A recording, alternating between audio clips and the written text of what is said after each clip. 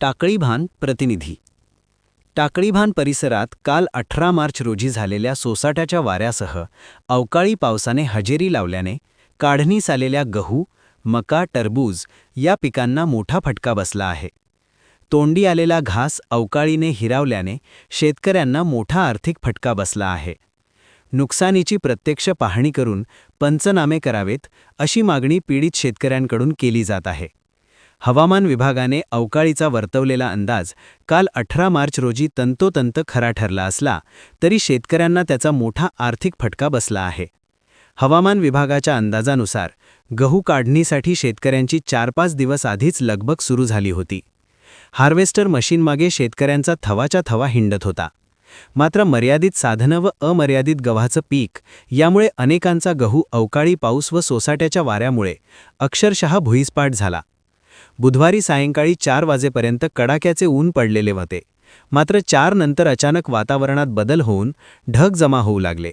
तर सायंकाळी 7-7:30च्या दरम्याने सोसाट्याचा वारा सुटला व अवकाळी पावसाला सुरुवात झाली.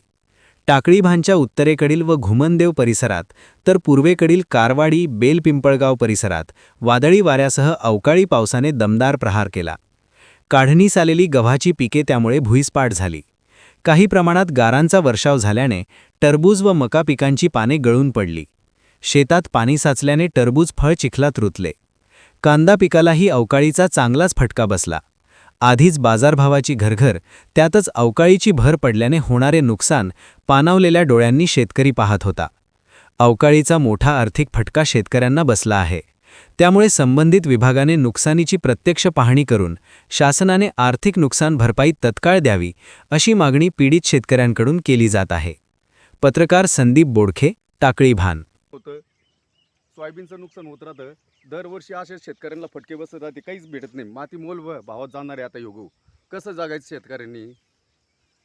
आता काय करावं? नुकसान भरपाई झाली पाहिजे असं मला वाटतं भाऊ.